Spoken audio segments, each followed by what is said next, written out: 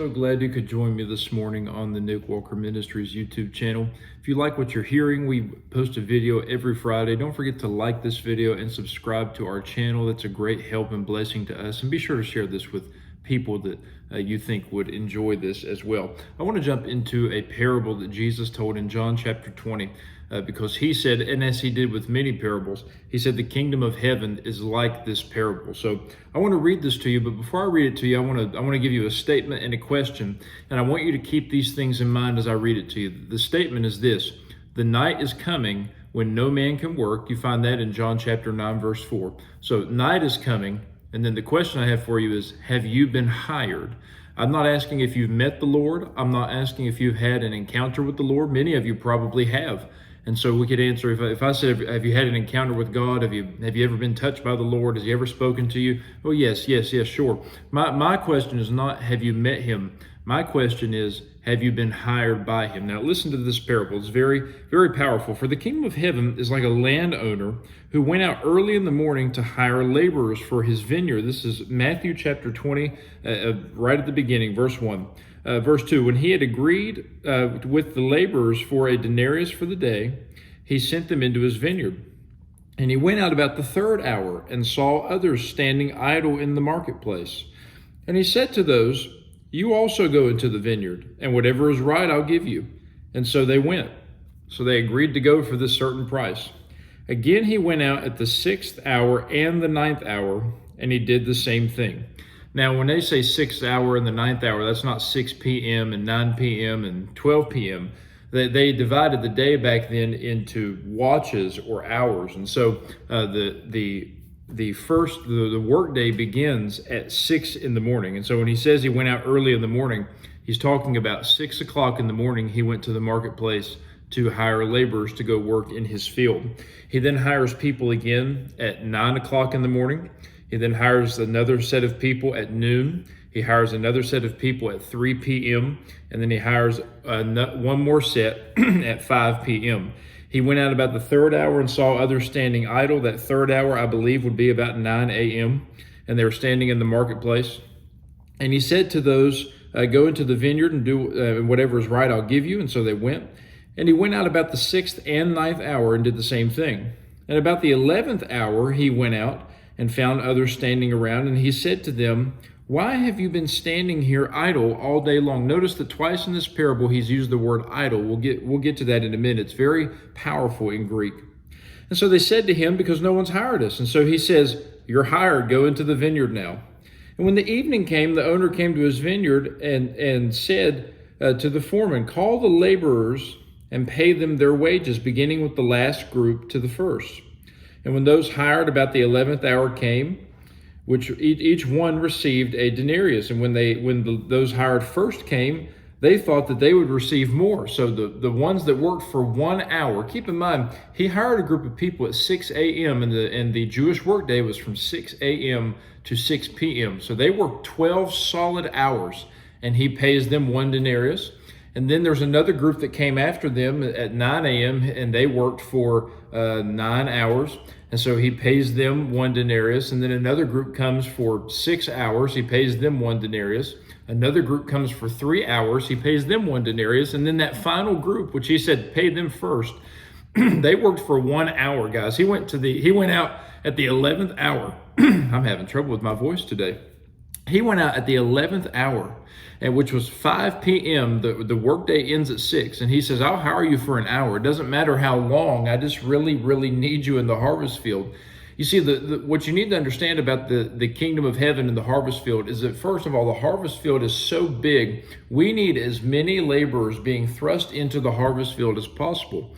And the other thing you need to understand is that there have been people serving the Lord in this harvest field for decades upon decades upon decades. My grandfather, for example, who will be 98 this coming Christmas Day, he's been saved for well over 70 years. He's been serving the Lord for over 7 decades. Meanwhile, here I am. The Lord's called me to preach, and I'm going around evangelizing and doing full-time travel ministry.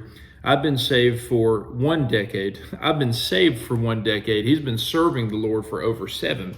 Well over 7. And so he's going to get, he and I though are going to get the same reward, which is heaven, the one denarius. We're both going to get the same reward.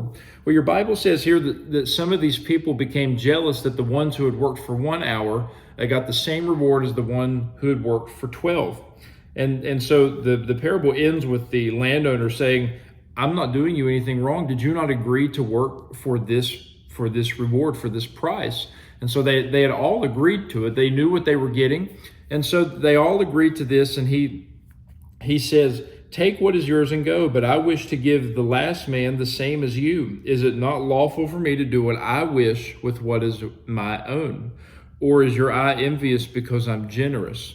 So the last shall be first and the first shall be last. Now there's a lot going on in this parable. I don't want to talk too much about that piece where the ones who had worked for a long time became jealous over the ones who had worked for a short time. That's a whole nother message. What I want to talk about is the fact that it's very possible that we all have had these encounters with the Lord, maybe in a church service or a revival meeting or a school club at FCA or something, or maybe even the Compass Club that we have in several schools. Maybe you've had this encounter with God, and I'm likening this to meeting him in the marketplace, just like these men did. The landowner goes out and meets them in the marketplace.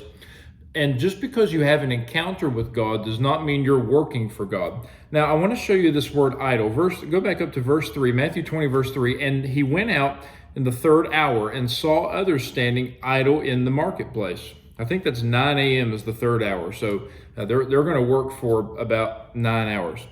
He goes to the third hour and sees them standing idle. And then jump down to verse 6. He says, why have you been standing idle all day long? These are the people who haven't worked the whole time. There are other people drenched in sweat, working hard all day in this harvest field. And then here's these guys that haven't worked all day. They haven't done anything. They've sat in the marketplace and they have this encounter and they said, no one's hired us. And so the landowner says, all right, you're hired. Go into the harvest field now. And so the word idle in Greek, it's found twice in this single passage, but it's also found in James 2:20.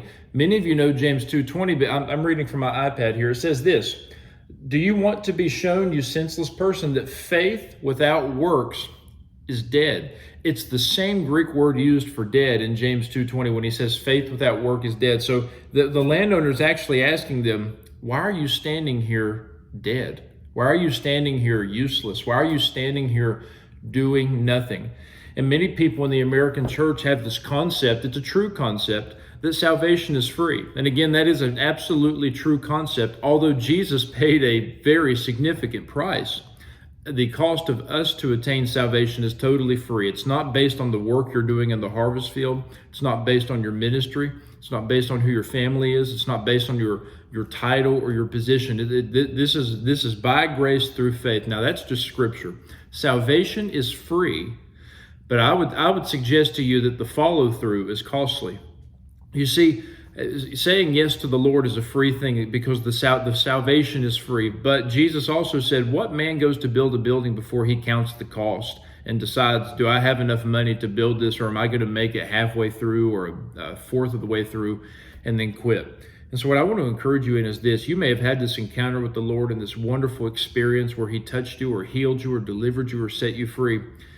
But now it's time for you to be hired. If you're not in the harvest field, now is the time for you to get in the harvest field. You say, well, Nick, I'm not called to preach. I didn't say it's time for you to get in the pulpit. I said it's time for you to get into the harvest field. Well, Nick, I'm not called to play an instrument. I'm not saying the Lord's called that. I didn't say that. The Lord is not calling you to play an instrument. He's calling you into the harvest field. The harvest field is vast. Many different harvest fields all over the earth. They're diverse. Some of you are called to preach. Some of you are called to play instruments. Some of you are called to missions. However, I heard Bill Johnson say this when I was just listening to him. I heard him say this incredible quote that he says, if you are a believer, there is no such thing as a secular job. I want to say that to you again. If you are a believer, if you're following Jesus, there is no such thing as a secular job, whether you're a teacher or a government official or whatever it is you find yourself doing.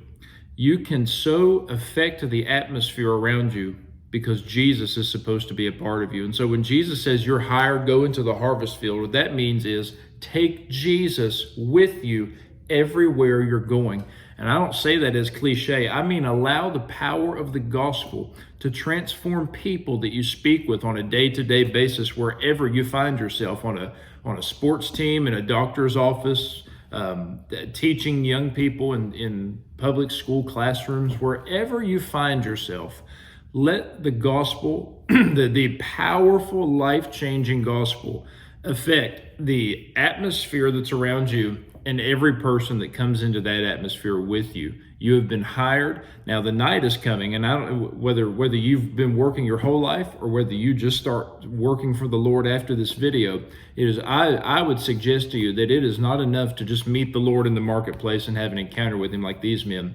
It's time for us to be hired and go reap his harvest. He is worthy of his reward. So God bless you. I love all of you. Thank you for always jumping in with me on a Friday morning, or whenever you find this video. We post them on Friday mornings. And so thank you all for keeping up with the things that this ministry is doing. We're here to wake up the church and save the lost and empower a generation. If you want to see more things that we're doing, of course, go to nwministries.com. There's several links in the description below where you can find out about different elements of our ministry. So God bless you, and I'll see you next week.